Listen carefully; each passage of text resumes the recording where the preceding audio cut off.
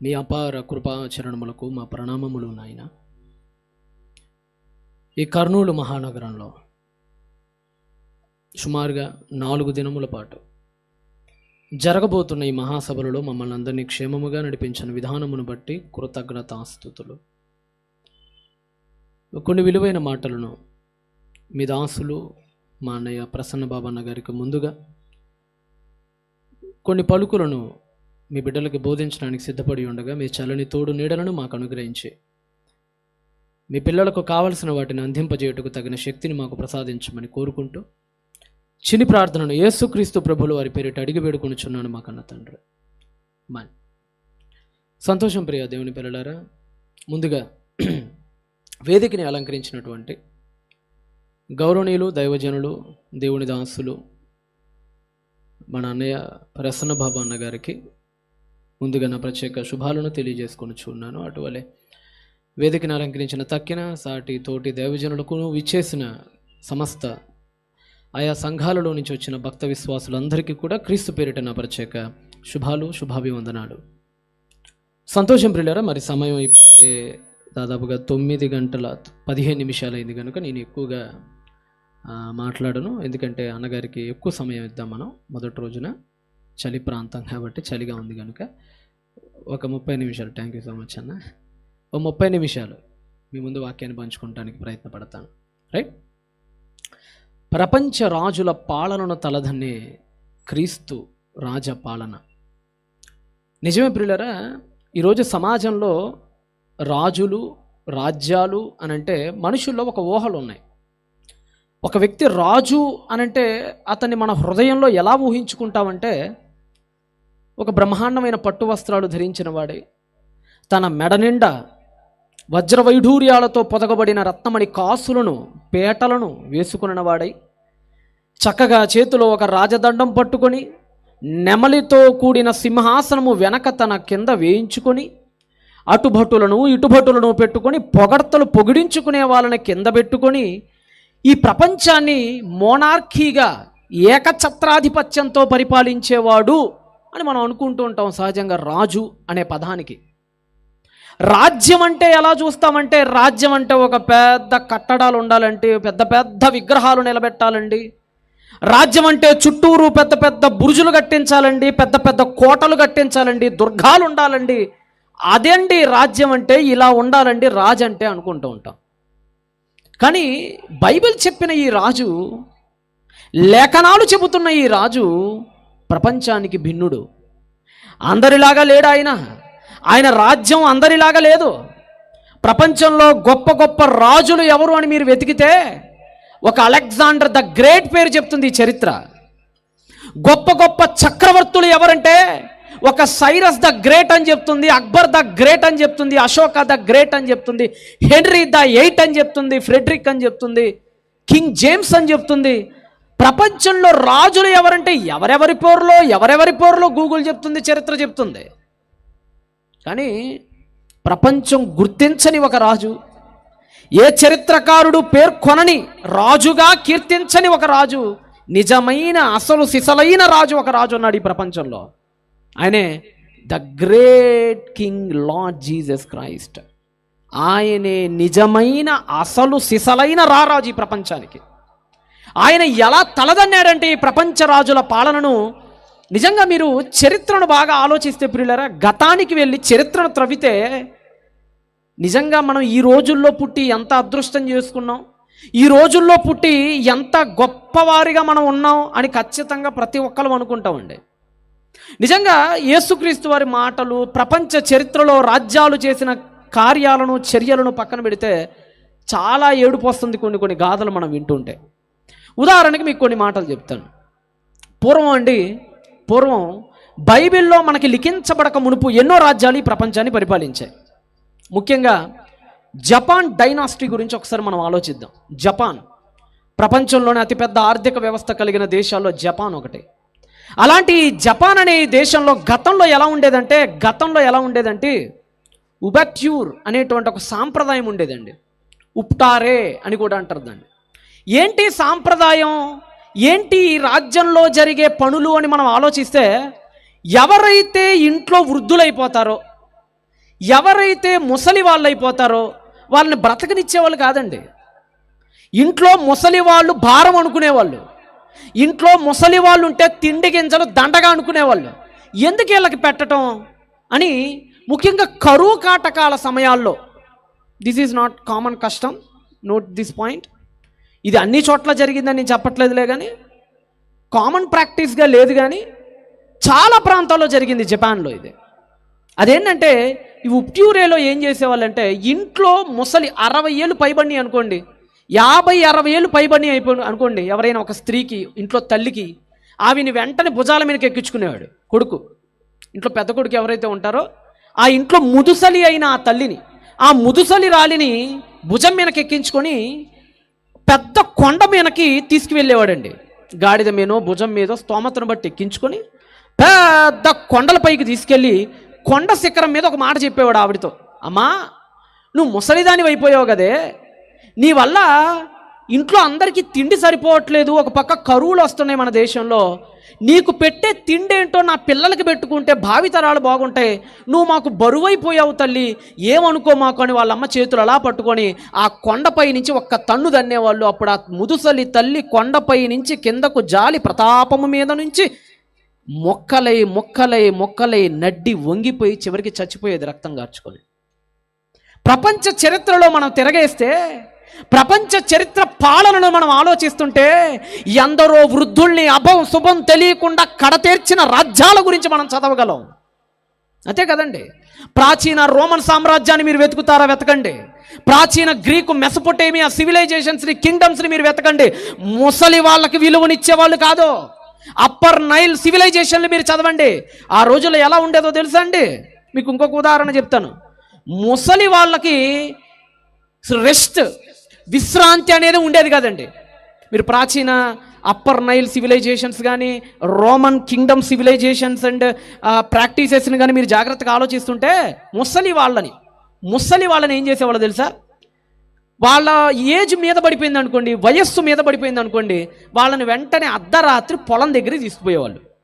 ఒక పొలం దగ్గర తీసుకుపోయి, ముసలోడా నువ్వు ఎలాగో ఏ పని చేయలేవు, ఓ పని చెయ్యి. ఏం చేస్తామంటే, ఈ నక్కలు లేదంటే జంతువులు వచ్చి మా పొలాలని పీక్కు తినకుండా, మా గింజల్ని, మా ఫలాలను తినకుండా, మా పంటలను పాడు చేయకుండా నువ్వు కాపలా కాయాలరా ముసలోడా, ఎక్కడిదక్కడ తెల్లారిదా కాపలా కాయాలి నువ్వు. మా పంటకు ఏదైనా జరిగిందనుకో ఈ రోజుతో నీ జీవితం అయిపోద్ది అంతే అని హెచ్చరిక చేసి వెళ్ళిపోయేవాళ్ళు. అలా వెళ్ళి ముసలోళ్ళు పాపం ఆ ముసలి వయసులో నిద్రలు కాసుకొని కూర్చొని దానికి కాపలా కానీ ఎక్కడైనా కులికారనుకోండి, కాస్త కునుకుపాటు వచ్చింది అనుకోండి, వాళ్ళకి ఏదైనా ఒక జంతువు వచ్చి ఆ పొలంలో ఉన్న పంట నాశనం చేసుకుంది అనుకోండి, తెల్లారి ఆ ముసలోళ్ళని లాక్కెళ్ళి నిప్పేసి తగలెట్టేసేవాళ్ళు. అంత దారుణం. అగస్టస్ సీజర్ కాలంలో మీరు ఇంకా గమనిస్తే చరిత్ర పుటల్లో ఎంత విషాదాలు చోటు చేసుకున్నాయో తెలుసా? ముసలోడైనా సరే మెడ దించి తల వంచి పని చేపించేవాళ్ళు. ఆ పనిలో ఎవరైతే ట్యాక్స్ కట్టట్లేదో, పన్ను చెల్లించట్లేదో, వాసన కొట్టి మురిగుంటల్లో పడేసి చచ్చేదాకా ఫ్లగింగ్ చేసేవాళ్ళు. కొరడాలతో కొట్టి చంపేవాళ్ళు ముసలోళ్ళని. ప్రాచీన చరిత్రలు మీరు తిరగేయండి, అనేక రాజ్యాల్లో, అనేక సివిలైజేషన్స్లో ముసలి వాళ్ళ కనీస గౌరవాలు లేకుండా చంపి ఆకలితో మార్చి పురుగులు పట్టేటట్లుగా చేసి చంపేసేవాళ్ళండి. అలాంటి తరుణంలో ఈ ప్రపంచాన్ని సంస్కరించటానికి దేవుడు సృష్టికర్త ఈ లోకానికి పంపించిన దివ్య రాజ గ్రంథమే నీ చేతిలో ఉన్న ఈ బైబిల్.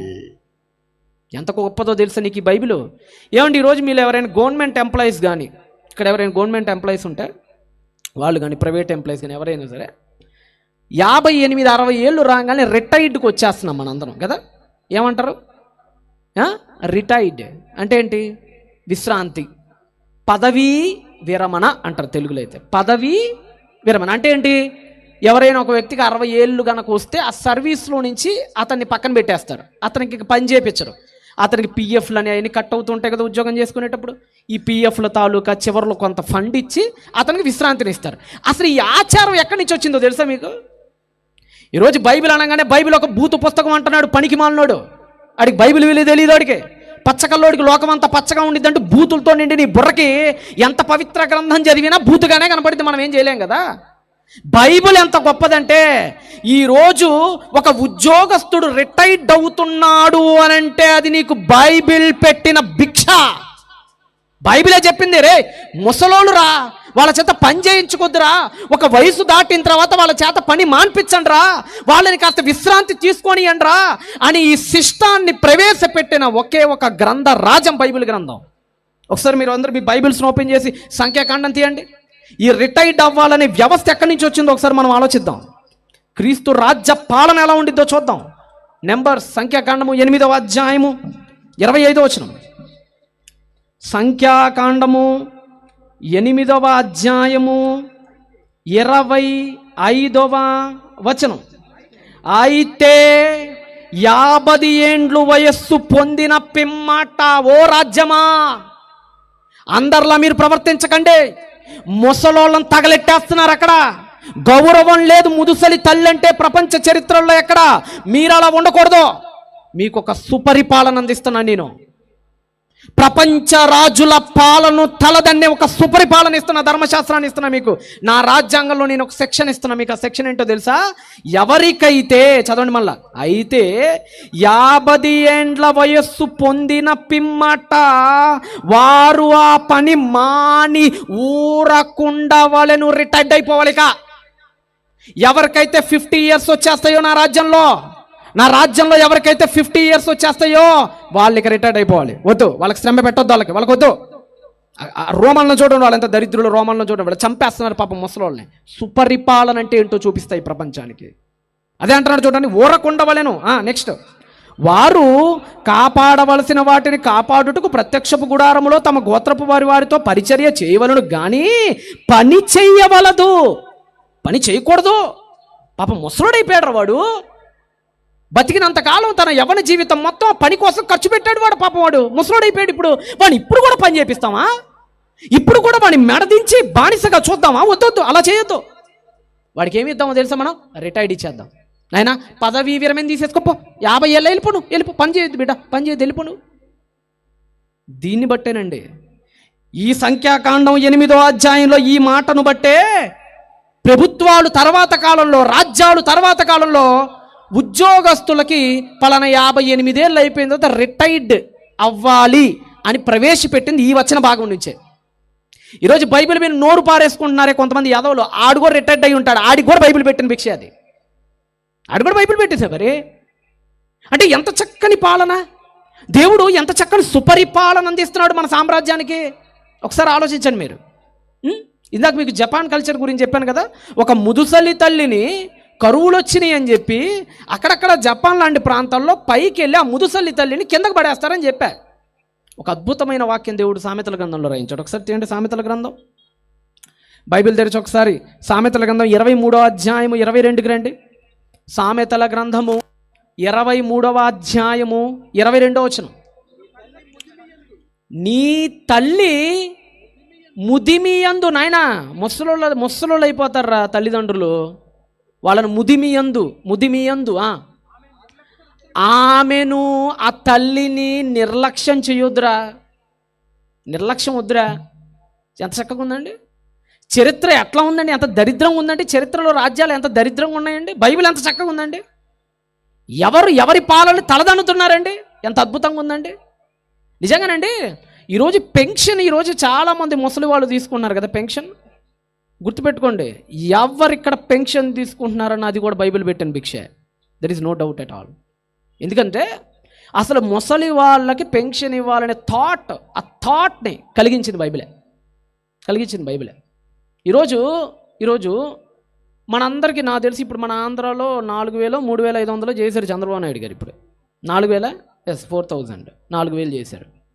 పెంచుకుంటా కూడా పోతారేమో బహుశా. ఆయన 6,000 ఏదో టార్గెట్ పెట్టినట్టున్నాడు. 5 ఏళ్లలో పెంచుకుంటా పోతారు వాళ్ళు వ్యవస్థలో. అసలు మన ఆంధ్రప్రదేశ్లోనండి, మన ఆంధ్రప్రదేశ్లో అసలు పెన్షన్ అనే దాన్ని మొట్టమొదట ప్రవేశపెట్టిన ఆయన ఎన్టీ రామారావు గారు. ఎవరైనా? నందమూరి తారక రామారావు గారు, పెద్ద ఆయన.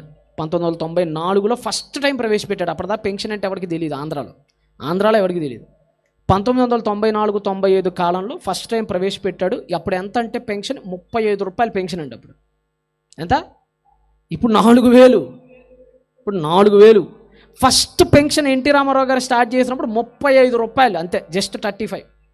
ఈయనకి ఇన్స్పిరేషన్, ఈయనకి ఇన్ఫ్లుయెన్స్ ఏంటంటే ఇందిరాగాంధీ గారు ఫస్ట్ టైం ఒక చట్టాన్ని తీసుకొచ్చారు, ఒక యాక్ట్ని తీసుకొని వచ్చి ఫస్ట్ టైం 1980 ఆ టైంలో ఆవిడ ఇండియాలోకి పెన్షన్లు ఇవ్వాలి ముసలి వాళ్ళకని ప్రవేశపెట్టింది.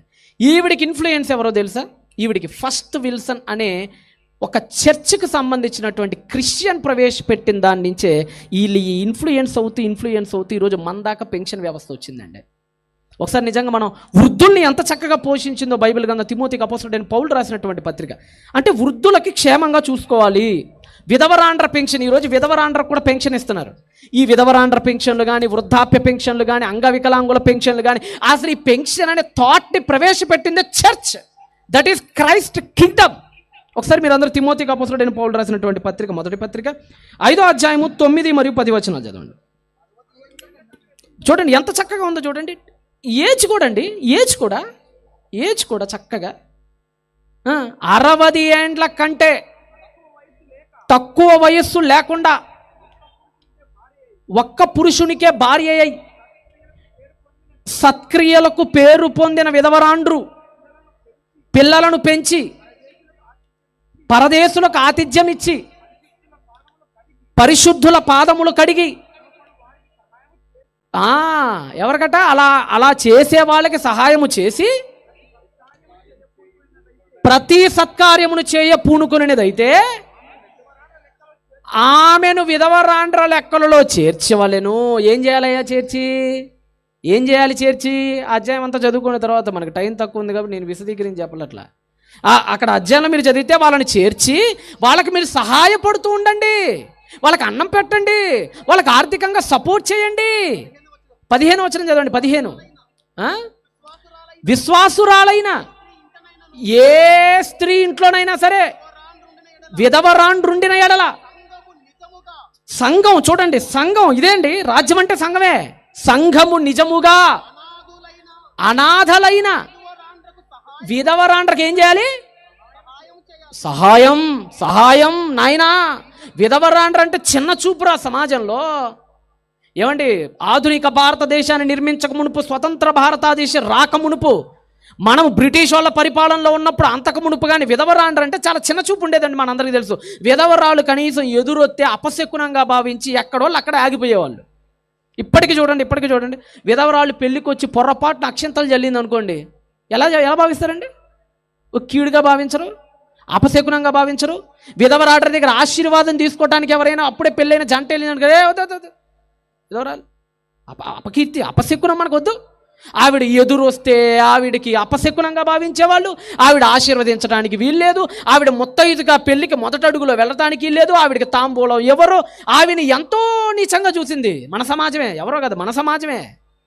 విధవరాండ్రంటే వాళ్ళ ఆశీర్వాదాలు పొందటానికి అనర్హులని, వాళ్ళకంటూ ఒక ప్రత్యేక గుర్తింపు లేక నీచంగా భావిస్తూ అదేదో శాపగ్రస్తులుగా భావిస్తున్న వేళ బైబిల్ ఏం చెప్పిందో తెలుసా? అరేనాయనా, విధవరాండ్రని చిన్న చూపు చూడకండి, వాళ్ళకి మీరు సహాయం చేయండి, ఎంతో కొంత ఇవ్వండి. పాపం వాళ్ళకి మీరు అవసరమైతే భోజనం పెట్టండి, మీ ఇంట్లో ఉంచుకోండి, వాళ్ళకి మీరు ఆదరణగా నిలబడండి, ఆదరణగా ఉండండి అని చెప్పిందండి బైబిల్. ఇక్కడి నుంచి ఒక తాటు ప్రారంభమైంది ప్రపంచంలో. ఒరే ఫస్ట్ టైం సంఘం అండి దేవుడు చెప్పిన మాటలు, క్రీస్తు పరిపాలనలో ఉన్న మాటలను ఆచరించి ఆది సంఘం ఆ సంఘంలో ఉన్న విధవరాండ్ర అందరికీ పెన్షన్ ఇవ్వటం స్టార్ట్ చేసింది. ఆ సంఘంలో ఉన్న ముసలి వాళ్ళందరికీ పెన్షన్ ఇవ్వటం స్టార్ట్ చేసింది. అక్కడ ఉన్నటువంటి అనాథలందరికీ పెన్షన్ ఇవ్వటం స్టార్ట్ చేసింది. అక్కడ ప్రారంభమైన పెన్షన్ అనే ఆ వ్యవస్థ పొర్లుకుంటూ జర్మనీలో 1880లోకి వచ్చింది. అక్కడి నుంచి 1980లో ఇందిరాగాంధీ దగ్గరికి వచ్చింది. అక్కడి నుంచి 1994లో ఎన్టీ రామారావు దగ్గరికి వచ్చింది. అక్కడి నుంచి 2024లో చంద్రబాబు నాయుడు దగ్గరికి వచ్చింది. అక్కడి నుంచి ప్రతి నెల 4000 నీ జేబులోకి వస్తున్నాయి. నీ జేబులోకి వచ్చిన 4000 కూడా కారణం ఏంటో తెలుసా? One and only Holi Bible. అది బైబిల్ అంటే. ప్రపంచానికి బైబిల్ అర్థం కాలా, ప్రపంచానికి బైబిల్ చేస్తున్న మేలులు అర్థం కాల ఈనాటి ప్రపంచానికి. అంతే కదండి. ఆస్తి, స్త్రీలకు ఆస్తి చట్టం, స్త్రీలకు కూడా ఆస్తి హక్కు ఉంది అని మొట్టమొదట కార్యరూపకంలో చూపించింది కూడా బైబిలే కదా.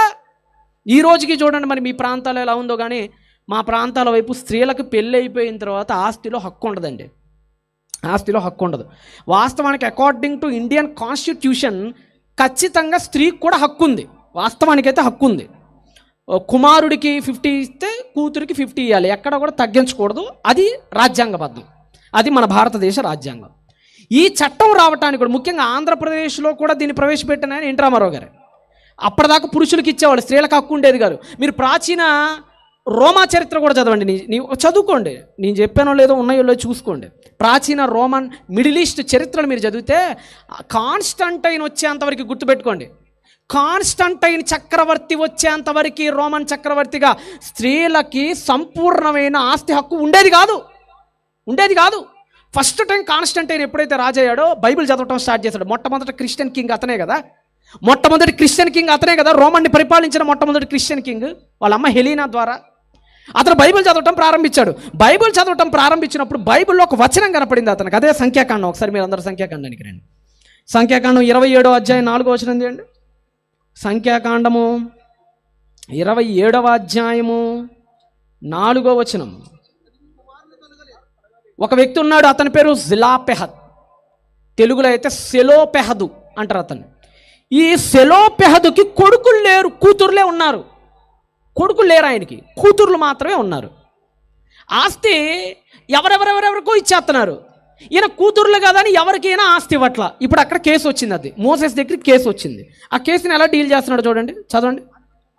అతనికి కుమారులు లేనంత మాత్రము చేత మా తండ్రి పేరు అతని వంశంలో మాసిపోనేలా, మా తండ్రి సహోదరులతో పాటు స్వాస్థ్యమును మాకు దయచేయమని. అప్పుడు మోషే వారి కొరకు యెహోవా సన్నిధిని మనవి చేయగా దేవుడి దగ్గరికి వెళ్ళారు.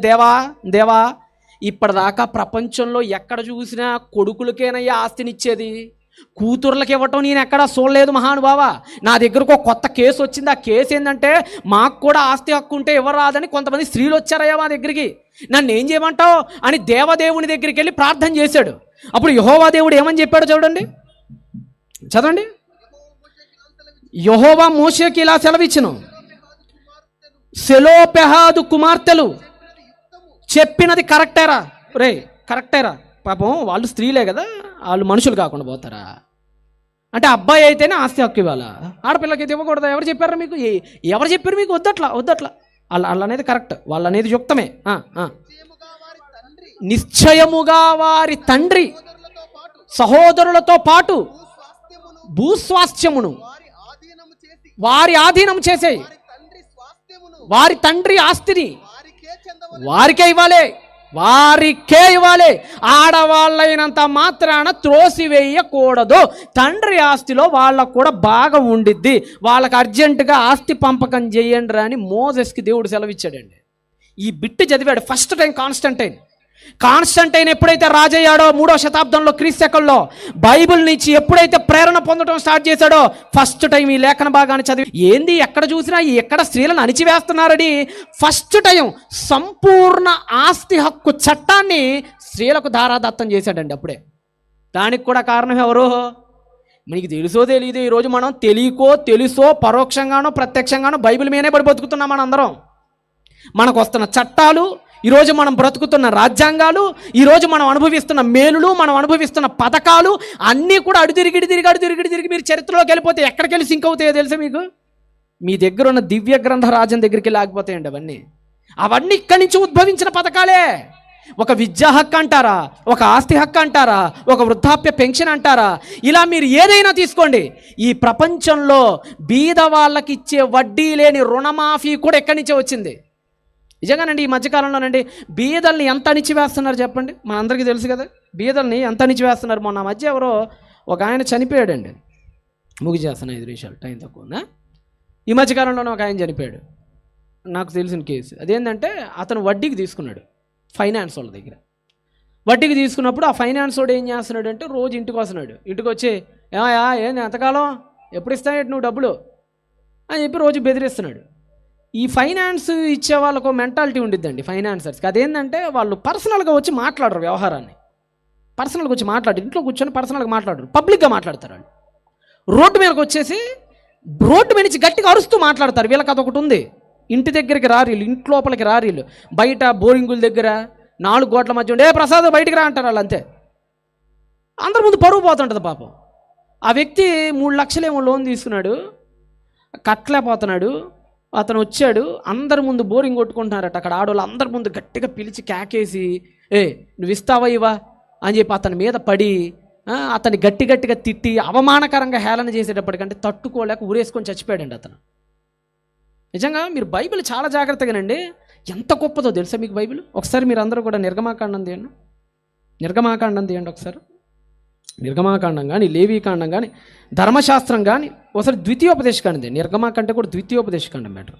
ద్వితీయోపదేశకాండం 24వ అధ్యాయం 10 నుంచి 12 వచనాలు చేయండి. ద్వితీయోపదేశకాండం 24వ అధ్యాయము 10 నుంచి 12 వచనాలు. నీ పొరుగువానికి ఏదైనను నీవు ఎరువిచ్చిన ఎడల అతని యొద్ద తాకట్టు వస్తువు తీసుకొనుటకు అతని ఇంటికి వెళ్ళదురే. ఇంటి కడుగు పెడితే కూడా ఒప్పుకోనన్నాడండి దేవుడు. వద్దా, వాడు పాపం అప్పిచ్చాడు, వాడు బీదవాడు, వాడి దగ్గర డబ్బులు లేవు, నువ్వు ఇంట్లోకి వెళ్ళి ఇంటి దగ్గరికి వెళ్ళి అల్లరల్లరి చేయకూడదు, తప్పది, అలా చేయొద్దు. ఇంకేమన్నాడు చదవండి కింద, బయట ఇంట్లోకి వెళ్ళి దౌర్జన్యం చేయబాక. మనం అప్పుడప్పుడు కూడా చూస్తుంటాం కదండి, ఎవరైనా పాపం అప్పిచ్చి కట్టలేదు అనుకోండి, ఇంట్లోకి వెళ్ళిపోయి సామాన్లన్నీ బయటికి లాగేస్తుంటాడు. ఆ టీవీలు, ఆ ఫ్రిడ్జ్లు అన్నీ బయటికి లాగి బయట అలా పడేస్తుంటాడు. మనం చాలాసార్లు సీన్స్ చూస్తుంటాం. దేవుడు చెప్తున్నాడు, వాడి ఇంట్లో అడుగు కూడా పెట్టకూడదు, వాడి పర్మిషన్ లేకుండా ఇంట్లో జగ్గు కూడా ముట్టుకోవటానికి లేదు. నువ్వు బయట ఉండు. వాడు చెప్పేది ఏంటో ఫస్ట్ వినిన తర్వాత న్యాయబద్ధంగా ఉండంతే. అంతేగాని నువ్వు లోపలికి వెళ్ళిపోయి దౌర్జన్యం చేయడానికి వీల్లేదు. ఎంత గొప్ప మాటలండి, ఇవన్నీ పాటిస్తున్నాయండి. ఈరోజు ఎందరో రైతులు రుణమాఫీ తీసుకొని ప్రభుత్వం దగ్గర కట్టలేక ఉరేసుకున్న రైతు సోదరులు లేరా మన దగ్గర? ఎందువల్ల వచ్చింది వాళ్ళకి కష్టం? ఇదిగో ఇలానే బ్యాంకులు రోజు ఇంటికి రావటం, పొడవటం, లాగటం, ముక్కు పిండి వసూలు చేస్తారండి, జలగల్లా లాగేస్తారండి వడ్డీల్ని. అందుకని కాదండి ఈరోజు సూసైడ్లు జరుగుతున్నాయి రైతుల కుటుంబాల్లో.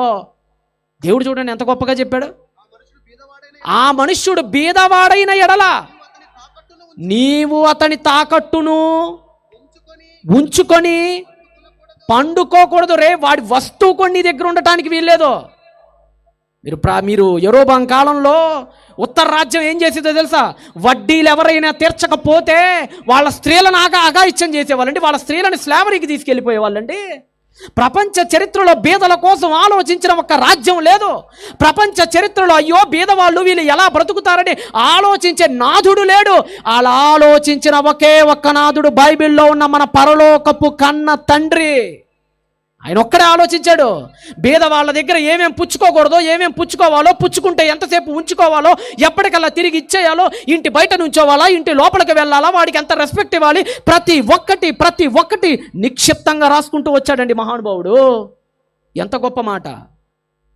ఇంత గొప్పగా పరిపాలించేవాడు, ఇంత గొప్ప చట్టాలు, ఇంత గొప్ప పథకాలు ఎక్కడి నుంచి వచ్చి నీ ప్రియమైన దేవుని పిల్లలారా ఒకసారి ఆలోచించండి. బైబిల్ని బాగా చదవండి. ప్రపంచ రాజ్యాలకు మార్గదర్శి ఈ బైబిల్. ప్రపంచంలో ఫస్ట్ డెమోక్రటిక్ నేషన్గా పిలువబడే అమెరికా యొక్క రాజ్యాంగంలో 30% అది వచ్చిందంత ద్వితీయోపదేశకాండం నుంచే. ఈరోజు ప్రపంచ రాజ్యాంగాలన్నింటికి మూలం కదా మనం పట్టుకున్న బైబిల్, వేద గ్రంథ పాఠ రాజ్యం. ఇలాంటి గ్రంథం ఈరోజు నీ దగ్గర ఉంది. ఈ గ్రంథాన్ని ఎవరైతే అవలంబిస్తారో ఆ రాజ్యం సుపరిపాలన అందిస్తుంది. ఈ గ్రంథాన్ని ఎవరైతే ముందుకు తీసుకెళ్తారో అట్టి రాజు కలకాలం చల్లగా ఉంటాడు. అన్ని విషయాల్లో రాజ్యం సుభిక్షంగా ఉంటుంది. కళ్ళు మూసుకొని ప్రార్థన చేసుకుందాం. అన్నగారికి ఇచ్చేద్దాం సమయాన్ని. పరిశుద్ధుడా, ప్రేమ నమ్మకం కలిగిన మా కన్న తండ్రి, సరిగ్గా 30 నిమిషాల పాటు నాయన ఏదో కొన్ని చిన్న మాటలు నాయన, ప్రపంచ రాజుల పాలనను తలదన్నే క్రీస్తు రాజ్య పాలన నిజమే తండ్రి. ప్రపంచ రాజుల పాలన ఏమాత్రం బాగలేదయ్యా. అక్కడక్కడ మినహాయిస్తే ఎన్నో ప్రదేశాల్లో, ఒక జపాన్లో కానీ, ఒక యాన్షియంట్ రోమన్ హిస్టరీస్లో కానీ, ఒక మెసోపొటేమియన్ సివిలైజేషన్స్లో కానీ, ఒక యాన్షియంట్ గ్రీక్ కింగ్డమ్స్ అండ్ సివిలైజేషన్స్లో కానీ, ప్రపంచంలో ఎక్కడ చూసినా వృద్ధులకి రెస్ట్ అనేదే లేకుండా చచ్చిపోయేదాకా కొట్టిన దాఖలాలు ఎన్నో కనపడుతున్నాయి. కానీ 50 ఏండ్లు మొదలుకున్న వృద్ధుని వదిలేయండి రా, వాడికి రెస్ట్ ఇవ్వండి రా అన్న మొట్టమొదటి వ్యక్తి మీరేనయ్యా. అలాగే కాదయ్యా, విధవరాండ్రకి వృద్ధులకి సహాయపడండ్రా అని నేర్పించిన గుణం మీదేనయ్యా. అంతేకాదయ్యా, ఒక బీదవాడి దగ్గర ఎలా వ్యవహరించాలో చెప్పిన వాక్కు కూడా మీదేనయ్యా. ఇంత గొప్ప వేద గ్రంథం మా దగ్గర ఉంది నాయన. ఇదే ఈ ప్రపంచానికి సుపరిపాలన అందించే గొప్ప రాజ గ్రంథం నాయన. ఇంకా ఎన్నో అద్భుతమైన విషయాలు, అబ్బురపరుచు సంగతులు మా అన్నగారి నోట వెంట మేము వినుటకు సిద్ధపడి ఉండగా వారి నోట దివ్య వాక్కులను, జ్ఞాన సంబంధముగు వాక్కులను ఉపజల్పింపజేయండి. మా హృదయాలను నింపండి. మీ బిడ్డలందరూ బైబిల్ మీ కుమారుని యొక్క గొప్ప ఖచ్చితత్వాన్ని నేర్చుకొని మీకోసం ఇంకా అద్భుతంగా బ్రతికే గొప్ప అవకాశాన్ని అనుగ్రహించండి. ప్రియులు నాగరాజు గారు, నాయన నిజంగా డిఎన్ఆర్ గారు, మరి సహకారుల గురించి నాకు ఎక్కువ వివరాలు తెలియదులే, కానీ ఒంటి రెక్కతో కష్టపడుతూ ఇంత చక్కని ఎంతో అద్భుతంగా చేశారు నాయన. నిజంగా గ్రౌండ్ అంతా కలకల్లాడిపోతుంది. ఎంతో చక్కగా మరి ఆయన సెట్టింగ్స్ చేశాడు. వారిని దీవించండి, వారిని ఆశీర్వదించండి, వారికి తగిన వెన్నుదండునివ్వండి. మరి అన్ని విషయాల్లో కూడా వారు ఆర్థికంగా ఉండులాగున వారి పట్ల మీ చల్లని కృపాకటాక్షాలను అనుగ్రహించి జోరాపురం సంఘాన్ని, జోరాపురం సంఘ కాపరి రాజేష్ గారిని, వారి బృందాన్ని, దాసానని, వాళ్ళ బృందాన్ని అందరినీ కూడా జ్ఞాపకం చేసుకొని దీవించి నిండు నూరేళ్ళు ఆశీర్వదించి వర్ధిల్లింపజేయమని చిన్ని ప్రార్థన యేసుక్రీస్తు ప్రభువుల వారి దివ్య భవ్య పుణ్య సామాన్య శ్రీమాన్య ఉత్కృష్ట మహోత్కృష్ట నామమున అడిగి వేడుకొనుచున్నాము మా కన్న తండ్రి. మ్యాన్ సంతోషం. ప్రియ దేవుని పిల్లలు అందరికీ సెలవు. ధన్యవాదాలు.